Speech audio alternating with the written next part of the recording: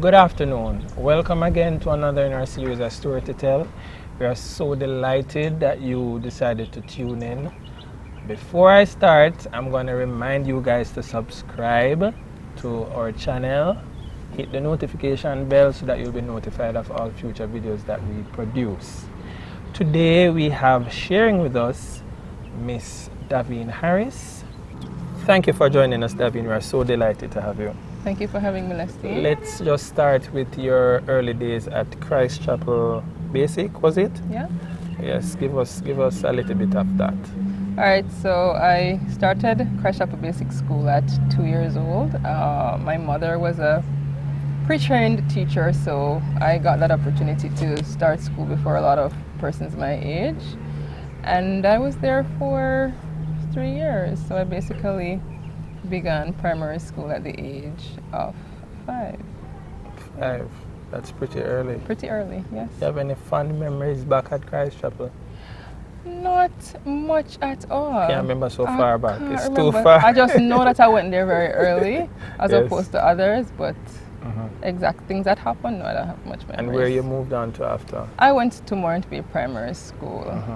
And how was life at Morant Bay High? Life at Morant Bay Primary School was interesting. I remember being involved in brownies. You know, Yeah. I wore the brown uniform on a particular day of I the said week. a little pledge and thing. And you have to say your pledge and sell cookies and all that kind of stuff. And you never eat out any other cookies? No, you couldn't do that. So there were days when I would have my brown uniform and my brown ribbons in my hair. And other days, I would wear my blue tunic to school. And I remember one particular time I ended up at the seaside.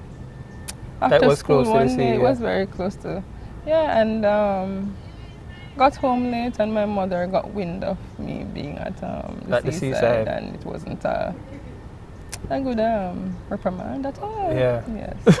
But those were fun memories. I guess you didn't go back there again. No, you can't do that when your mother. So you went with friends, or? Yes, it was raining that day, and you just wanted to see what it looked like when the sea was going to, come over. So. How were you at in first grade, second grade, third grade? I was a disciplined child, thanks to my mom. She's a disciplinarian, so I was very involved in school, and I did my schoolwork, and I performed well academically. And then I was involved in extracurricular activities, so I believe I was well-rounded from that time.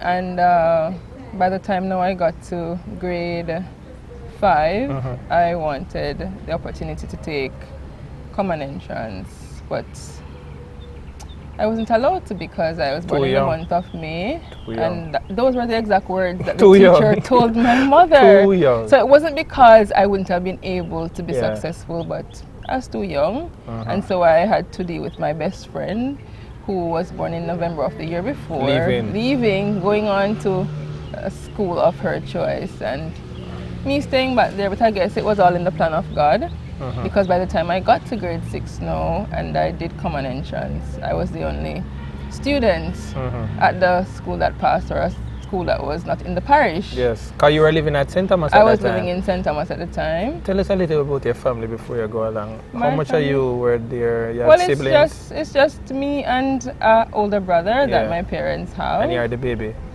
Or you were the baby at the time? You want to call me the baby, Lestine? Well, I'll work with that term. Okay. Yes, so you're living in St. Thomas at that time, the both of you? Yes.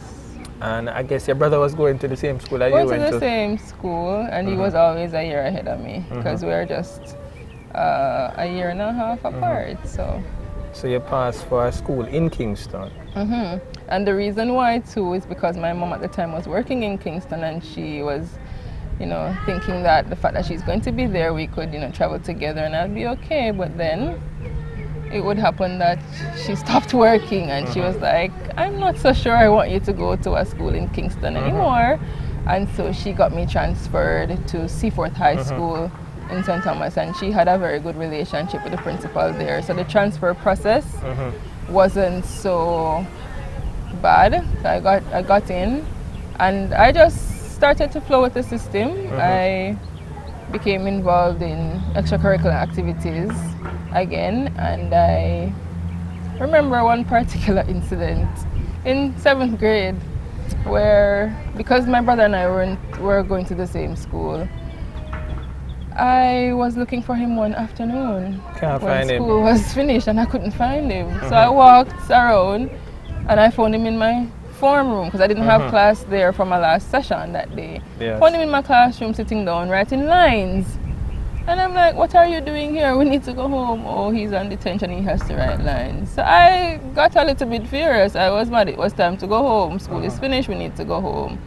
So while I had to sit there and wait on him, I just got frustrated. And then I took a chalk and I went to the chalkboard and I wrote how frustrated I was, including the name of the teacher that I was frustrated with for having my brother being at school when he was supposed to be heading home. And when he was done with his lines, we got up and we left, and the note was left on the chalkboard. I forgot it on the chalkboard, Lestine. And so when I got to school the next day, the teacher saw it. And so by the second session now, I was called to the principal's office. Principal was totally disappointed in me because he knew my mother and he knew my mother wouldn't, you know, be appreciative of something like that. But he had to follow protocol, so he called her in and she did state her disappointment. I don't remember exactly how I was punished for being disrespectful to the teacher, but I know she wasn't one of those parents to say, oh, my innocent daughter, no way, no way. She didn't take up for me. She just made sure to let me know how disappointed she was. But after that experience, though, I can tell you I was a changed girl. That was a turning point. It was a turning point because now I realized that, you know, you can't do things like that. Like, you just work with the system. If you mess up as a student, then you just work with the consequences. So I became more involved in almost every club that was there at Seaford High School I was involved in. So by the time I got to 9th grade, no, I was recommended to become a prefect. They saw those leadership qualities and they decided to recommend me to become a prefect. Served in the prefect body, and then by the time I got to grade 10, the ending of grade 10 to go into grade 11, they recommended that I apply for the position of head girl, and I never wanted that at all. Reason being, because of your friend? My friend, Shavani. I didn't want to call any names in this interview, but I have to do it, eh? Big up Shavani. Big up Shavani Clark, wherever in the world she is, because I don't even know where she's right bad now. You're saying about her. So she's a good girl. You could see the leadership qualities in her, and I'm like, why would I run against her? So it bothered me so much that I went to her and I told her that, you know, I was recommended, and she was like, no man, go ahead. I'm not going to feel anyway. So I was like, okay, we did it. She was awarded the position, thankfully. But you should know you never did go win. Well, who knows? But I didn't want. She was confident. Well, in her supporters. I guess she did her polls and she know, and I'm happy for that too. So I ended up serving as a deputy head girl. So it was. Which is also good. Which is also good. It looked good on my resume, of course. So how you behave with the children? You were strict, like how your mother treated you strict? Yes, yeah, man. I was strict, you know, because I had to represent the teachers and what they stood for when I'm walking the corridors. So I just, you know, tried to maintain discipline as well, to the point where I got haters. Oh my God. Yeah, man. So I have this particular friend. You don't have to call that I'm name. not going to call her name, but she's my friend right now. But at the time, she couldn't stand a bun in Milestone. And because of how I used to wear my hair with, you know, the bun, and she would always jeer at me and say I'm wearing dumpling in my head or donuts or whatever she wanted to call it at the time. And she just didn't like me. So whenever she saw me come in, it was just an opportunity to blast her comments. But thankfully, by the time, because I was in 11th grade, she was in 10th grade. And by the time she got to 11th grade, the Lord saved her. So when she came to my church and saw me, she was totally shocked, almost to the point of embarrassed. And then we just worked it out and we became friends, and we are friends to this day. So you moved on from Seaford, got all of your CXC subjects. I did. And where you went from there? I went to Seaford High Evening Institute only because, you know, UTech, that I really wanted to go to do. Too young again? too young. It's like, you know, I ended up even writing a poem one time about it, using those two words, too young. Too yeah, young. telling me like I'm too young. Seems you like know? that's your cry my everywhere you cry, go. My goodness. And even so, when people see me now, and I tell them my age, Too young. well, they say I look too young, because I can't believe that I'm what I say my age is. So, going to Seaford Eye Evening Institute, and I remember specifically taking accounts because UTech wanted me to have another accounting subject for the program that I was applying for. And I did the accounts, never really liked it, but I did it to the best of my ability. And I did my SBA listing. And you know, SBA is hard work, right? So after you go through all of that, you get a good grade. According to the teacher, she couldn't give me 40 out of 40 because CXC would question as to why my work was so perfect. Anyways, submit my thing to CXC. I'm fine with that. But then Lestine, tell me how the same teacher tell me that she cannot find SBA. She lost the SBA? When it was time to submit it. The almost perfect SBA. So by this time now I'm furious. My mother is furious. And she took the matter to the principal, and the principal had to call up the teacher and say, like, this is irresponsible of you. Like, she have to take responsibility. She have to take responsibility for it. So when she approached me about it and told me that she wanted me to redo the SB so she can resubmit. Under one condition. I said, under one condition. You have to give me 40 out of 40. Yeah. Like, there's no going around it. Makes sense. And so when we came to that deal, she decided that, you know, so maybe that grade was for you from yes, the and I ended up getting the grade 1. And you did the accounts in 1 year? In 1 year. Because before that you didn't like accounts? I never like accounts. What's the purpose of the T and the credit and the debit? I couldn't understand it. But for the sake of being too young, have to sit out a year from UTech, you say make you do another subject. So when I went back now, they were asking me for physics. I'm like, okay, this is just not going to work. So you know what? My mother and I went to school hunt. 2011. Sorry, 2001. 2001. September 11. Yeah, when the Twin Towers came down, we were school hunting.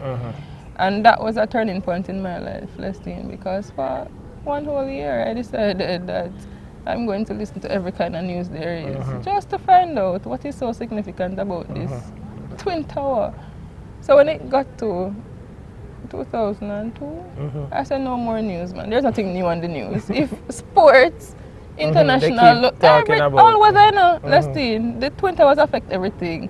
And it saddened me. I became depressed by it, and I'm like, I'm not going to listen to news. It was a tragic situation. It was tragic. Almost 3,000 persons lost their lives. Yeah, and it was depressing for me. So I'm like, you know what? I want to fill my life with positive things, so let's not do that. But I ended up now going to Happy Grove High School. When I went there, it was really just to see if I could get a better grade in math. Because I really I was just doing this for UTech sake, you know, just to see if I can prove to them that I'm supposed to be there. I went there and even did aptitude tests. Yes. And then they're going to tell me, too young. Too young, or you need something else. And you know, Lestine, I even tried to use the same accounts teacher to help me to get in there because she have links up by UTech. So I was, you know, trying to see how she could help me. Never worked. Never worked out. So I ended up coming to the Michael College. And that application was basically done by my mother, who is a past student of Michael herself. And when she signed me up for my 2 favorite subjects, which is computer and math. And I came here, and she gave me strict warning about college life and not to get myself mixed up in stuff, and you know, just not to be blinded by what I see. And I took her advice, and I remember in first year though, I failed calculus. And I was like, this is not me, like I don't fail things. I'm not going to tell her that I'm a bright girl, you know. I never feel that way at the time, but to fail something and you know you're going to have to pay for it again, I'm like, no. So I rallied up a few of my friends and I said, let's have a study group and try to knock this calculus thing. We were able to do it. And I'm going to just fast forward because I don't want to miss out this point, but I ended up going to UCC many years later. I'm going to tell you the amount of years. And I had to do calculus too. And I was like, can you people allow me to do calculus 1 again so that I can at least brush up Yes. to do the calculus 2? And they're like, no, you do it already. We're going to exempt you. So you have to do the calculus 2. And I'm like, okay. So I found somebody in the class that I know that knew the thing, and I tried to have him mentor me. To the point, Lestine, where I was now helping other students in the class that couldn't do the calculus 2, having study groups with them. And I'm like, look how that worked out. That's the same principle from Michael. So back to Michael now, first year, second year, third year. Involved in school, you know, people know me on the campus, trying to, you know, see how best I could be involved and also manage my schoolwork. So by the time I got to the end of second year, I had about 7 different leadership positions. How was that working out? The balance? The balance for the most part was working out in terms of I felt like I was giving back to the community because I was involved in even Circle K and stuff like that. But then after a while I'm like, I feel like I can do better. Not necessarily affecting where I was failing, but I was like, I feel like I can do better. It was pretty average. Yeah. You want to do average and your mother is making the sacrifice, your father is making the sacrifice. You probably want to do a little bit better than that. So I said, you know what, let me just call off some stuff. And by the time I got to third year now, I had a position on the student council. Because I had formed the debating society, I kept that position. And then by the time we were preparing to graduate, they asked me to be a part of the magazine committee. So I cut down the 7 to about 3 things. And I was able to manage. And I ended up graduating with a credit diploma, better than a pass, and better than not graduating. So I believe that if I had worked on a little bit more, I could have gotten a better diploma. But I'm thankful for college life here. I was even involved in UCOM, and I'm thankful for, you know, the days at Michael. Yeah. So after Michael, you moved on to UCC, or you went to work? I went to work. Went to work. But here how the work thing going on Lestine, when I left Michael in May of 2006, I went on the work and travel program for 4 months. And it was one of the best experiences of my life, but one of the worst experiences. So you worked very hard. I was working 3 jobs, Lestine. Back to back to back, hardly eating, hardly sleeping. So it was really, really tiresome. So you came back from the work and travel program and you were super tired because of the back-to-back. Back-to-back working 3 jobs, Lestine. So I told my mom, I want a little rest. I want a little rest. You know, probably from September to December to just... And I had money, and if you need me to contribute to the bills, I have the money to contribute to it. So, you're like a big woman now. Yeah, man, I'm not tired, a big tired woman. Oh, so God. I would spend my days, I would get up in the mornings, do what I need to do around the house, and go straight back to bed. And this was now like October? Yeah, man, October. So one day I'm sleeping in, and the phone rang. And I answered the phone, and not sleeping because it was what woke me up. On the other end of the line, I heard, "Hi, Miss Harris, thank you for submitting the application. I'd like to invite you to come for an interview." So I'm like, okay. You had no idea about this application? No idea. So when I came off the phone, I was like, what was that? Anyways, when my mother came in the evening, I had to ask her about it, and she's like, you can't stay home all day and not do. I'm like, so your mother applied for the job for you? Applied for the job. So you had a resume written up and thing? I had a resume. She did all the work. Your mother no, man, she not just... So she do up your resume and made the application and just never tell you? Never tell me anything. Because she know if she had told you, you would have objected. I would have told her no. Yeah. And when I objected, even after the phone call, she was like, you just have to go. So I went to the interview the Friday, and by the Monday morning, I was walking into the job. Yeah, so I spent the time at St. Thomas Technical High School, just for 1 academic year, because going through and, you know, trying to see what path my life should take, I really felt a call to go to Bible school. And I knew that they were doing a full-time program from before, and that's what I really wanted to do. If I'm going to do this thing, I would love to do it full-time to get, you know, as much of it as I could. But by the time I resigned from St. Thomas Technical and inquired with the Bible school, they were like, they're changing to go to part-time. And I'm like, okay, so I'm going to have to search for a job now. Search for a job, landed one in Kingston, so I had to move away from home. Move from St. Thomas to Kingston. St. Thomas to Kingston, and I secured a job shortly after. So, like mid-September, I was working. And still checking up with the Bible school to see, if they have any plans. I said, yeah, January they want to go full-time again. So you know what I did, Leslie? You resigned I again? resigned the job. My God. Yeah, because I really wanted to do this thing. So you resigned 2 jobs in little over a year? Little over a year. Okay. Yeah. But what happened now is that because I didn't want to necessarily wait, I had started the Bible school part-time. So when they said that, like, they convinced me now, but then it never worked out. So you have to apply for another job. I have to apply for another job.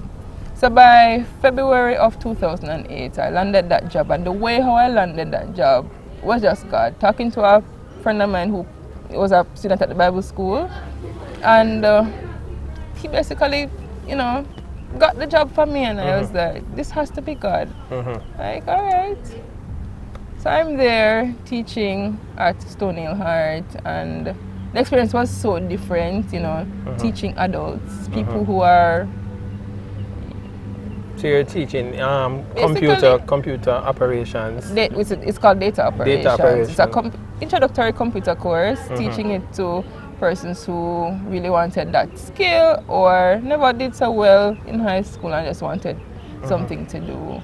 They were 16 years and older, even as old as 40. I was teaching adults. How old were you at that time?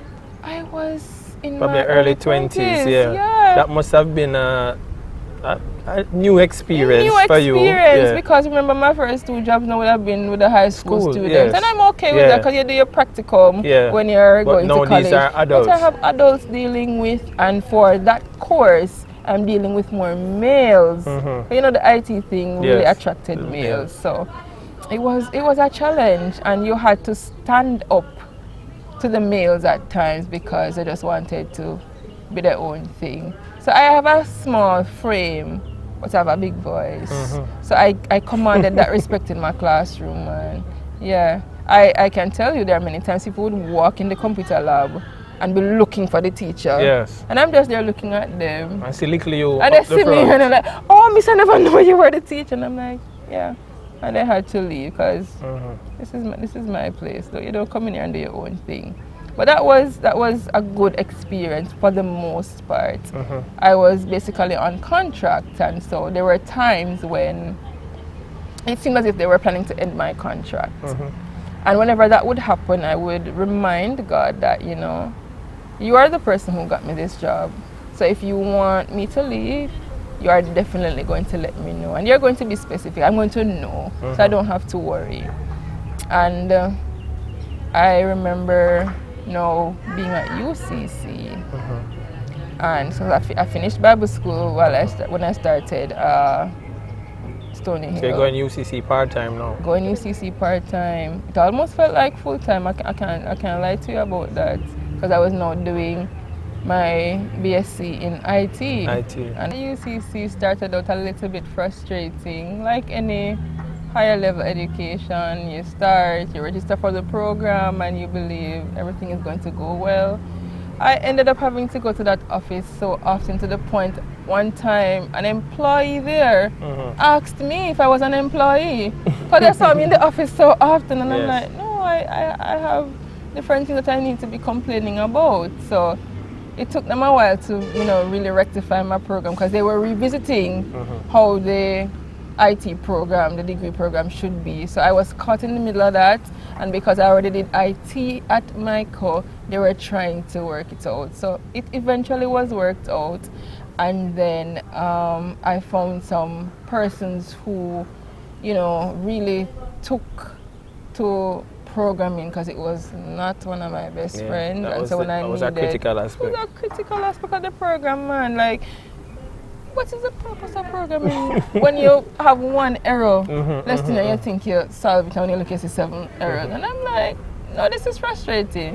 But then you had, persons who already worked in the field and were coming to UTech, UCC. So it was a breeze for them. So I attached myself to those people, and studied with them and got a hang of the thing. And I can tell you this, after 33 courses at UCC, I basically only got 3 Bs. Everything else was A. That was good, very good. Man, very good, in my opinion. Not to toot my own arm, but Yes. because I Based knew on the challenges. at that time Yes. that if you fail one subject at that place, it's not just resitting full stop, you know. It's resitting with the same course money. Yeah. I don't have that. So, you know, I tell myself I'm not failing anything. Your parents were supporting you that at that time through schooling. The support that I got from my parents at that time was more, not on a financial basis. It's just, you know, their parents and they let you know that you they were love working. you. I was working. So you had to basically... I had to carry the weight, you know. So I say, you know what, because I don't have money to waste. And I never wasted my mother money when I was coming here, but coming here at Michael. But I'm like, I'm not going to waste my own money either way. So I'm going to settle down. And so by that time now, I had moved from being an average student at Michael to being a student of excellence, getting high grades in most, if not all of my courses. And so it was time for graduation. And for the entire Kingston campus, I was the student that got the highest GPA. Yeah, man. Congrats. Thank you. So they considered me for the post of valedictorian now because that's what, you know, the person with the highest GPA they would get that honor. But because UCC has additional campuses, they basically now would have to solicit the other highest GPA persons and then they choose. So we submitted our script, and for whatever reason, they told me that I never sounded, I guess, convincing, whatever the word. But then he called me a few days after to say, they want you though to make the remarks to the guest speaker. So I'm like, all right, I will do that. And he's like, I don't need a script from you this time, you know. So I just want you to show up with your thing and do it. And I can tell you this much, because when I went to the graduation now, being the top person in my entire area of study. So I was the only one that had 2 ropes around my neck because I graduated with summa. 2 ropes? 2 ropes around my neck. Summa cum laude. And it's not to hang yourself. Not to hang myself, just to show the world that, you know, you did well. Yeah. So when my name was called to go up for my degree, Leslie, I never hear so much noise in that arena. That was the indoor, national indoor center. Yeah. And I'm like, wow, look at God. Like, you know?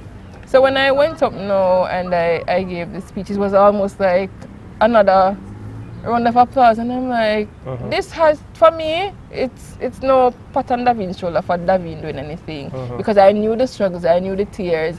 I remember spending nights at school, because you see, if I ever go home to my bed, it finished there. So when I want schoolwork, then I had to stay at school. The security guards knew me well, and so when I saw that hard work paying off, I just had to be thankful. I was very proud of myself, and I had persons who were very much proud of me, and I'm thankful for that experience. So you did well at UCC, and you moved on to UA Open Campus, was it? Yeah, because I consider myself a lifelong learner. Been in the classroom from 2, either as a teacher or a student. So when I finished UCC, I felt a gap. I was like, what am I going to do in the evenings now? So I wanted to do either project management or supervisory management. And when I thought about it, you know, I did the supervisory management short course, and it was during that time now that I decided I want to go on a different path, you know, where my life was concerned, moving out of the classroom, teaching adults to see what else I can do. And so in 2015, I can remember about November, I was just frustrated at work. Decided to use my lunch break one day to just go on Facebook and browse. And then I saw something about a Montessori program. And I'm like, what is this? I've never heard of this before. So I started reading up on it, started watching videos. And I'm telling you, it was like a wow moment for me, Lestine, because I'm like, I've been in teaching for quite a number of years. And it's unlike anything and you've been exposed to. unlike anything I've seen before. Like, how do you walk into a classroom and see a child taking charge of their learning? So it's not teacher-centered as a lot of our... Student-centered. Yeah, it's really student-centered, and it's independent learning. I'm talking about kids who are 2.5 to 6 years old, you know, because that was the program that I was interested in. I had gotten to a point where, at heart, after I did so much for the students, basically in giving them the materials that they need to know, and then giving them additional resources, and when it's time for you to get Still a fail. 50% pass mark, you're still failing that. So I'm like, who is in charge of your learning? So when I saw this, it was like, oh, this is what I need. To be in an environment where my students realize that it's their opportunity to learn and not necessarily what I'm offering them. You're there to guide. Right. I'm just there as a person to guide, you know. I help you along the way navigate, but you have your interest and you go after it. So after reading this Montessori thing, I said, all right, God, this looks like it. And so I started the process. And it was a costly process, but I can tell you this, Leslie, every part of the way where I needed money, it was provided, to the point where I even got 2 additional jobs that fit within my schedule. It wasn't affecting my church life, just so that I could have the funds to prepare to go to do my program. And I was like, you know, God is just so strategic.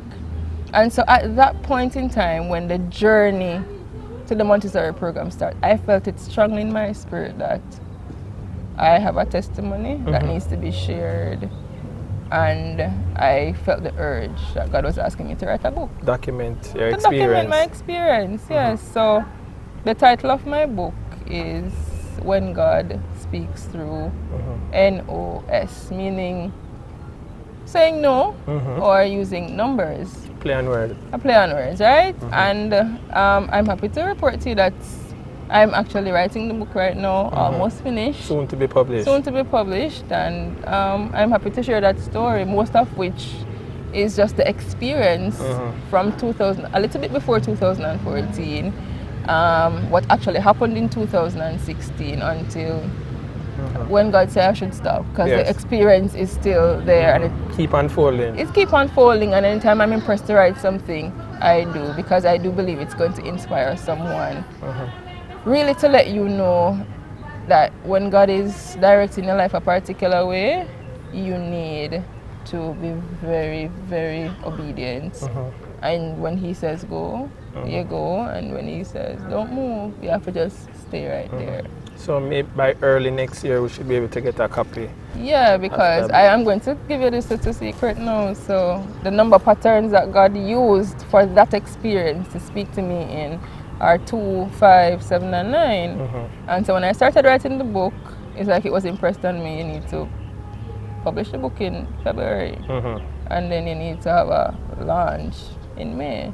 So the 2 and the 5 are covered. I'm not sure what's going to happen with 7 and something the 9. in July and then something in September. Yeah, you know. So I'm waiting to see exactly what's going to happen then. But you know, my experiences with the no's are what are so mind-blowing, because it's basically God's way of saying yes to me by just outrightly saying no.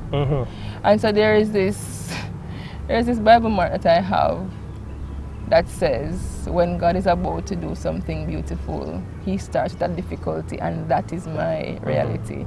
Like, there are just some times that you just think that yes, this is the way you should go, and He's like, stop, no, and I'm like, okay. So I'm reminded, and I have to just sit back and let Him do what He wants to do. You seem to place a lot of emphasis on God and trusting in God. How important is a relationship with God to you? Some person might think it's just trivial. You alluded to quite a few things as it must be God. Expound on that a little for us. Well, before I was formed in my mother's womb, He knew me, and I can tell you to this day, He has been my everything. He has been keeping me, and I just believe that my life is nothing without Him. And so one of the things I'm happy about with my foundation, not only, you know, school-wise, education-wise, but where having a relationship with God is concerned, that was, as I think Paul said, from a child I was learning the scriptures. Yes. Yeah, man, that's my life, I can tell you. Growing up in the church, as basically most of us would say, and just have that kind of a relationship with God when you just know that you're alright, even though things not showing out to be that way, but because God has your life under control, you just leave it all in His hands. Yeah. So you went away and you did the program. How was that experience? And So majority of the details of the experience will be in the book, but I will say this to you, every time I felt as if I was not supposed to be there, I was reminded. Because I will tell you this, there's nothing wrong with migrating or making big moves in your life, but you make sure that whenever any of those things are happening, is God talking to you and say, do this, because when you end up in situations where you feel like, what did I get myself into? You can just have that comfort and that peace with God that, yes, I'm supposed to be here. I think God has turned me into a risk taker. And I only take those kind of risks because I am confident that at the end of the day, because He said, then I do.